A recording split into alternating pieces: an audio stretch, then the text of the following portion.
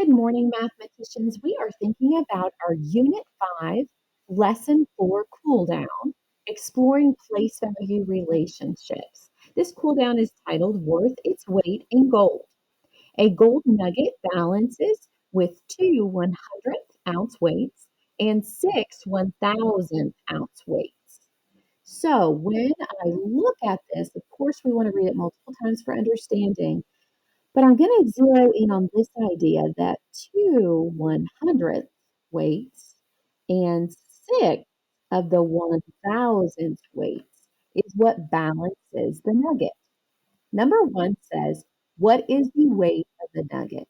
Write your answer as a decimal. So let's take a look at our values. I know I'm going to need two hundredths because two 100th ounce weights would be 200.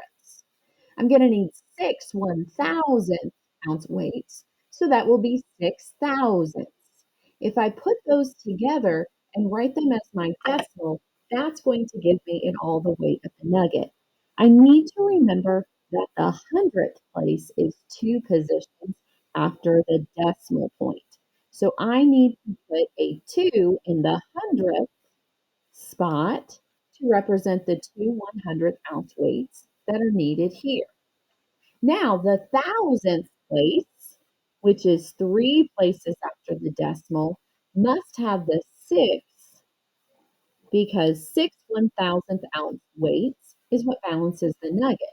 This together is the number that I need.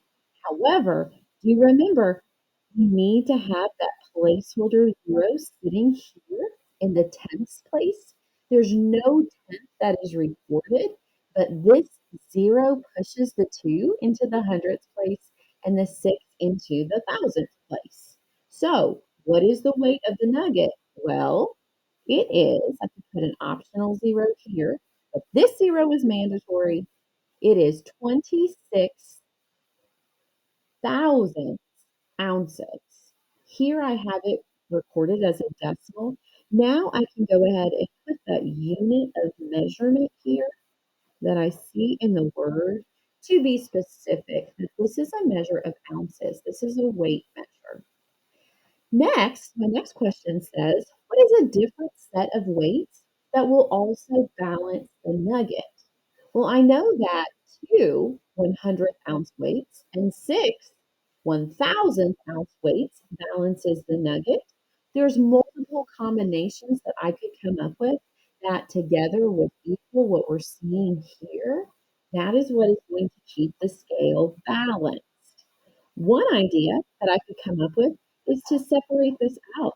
What if I do one 100th ounce and then take one of these hundredths that was in this weight, and what if I tack it over here? What if instead I also have a 16 over here with the thousandths? Instead of just a 6, let's do 16 of these thousandths ounce weights.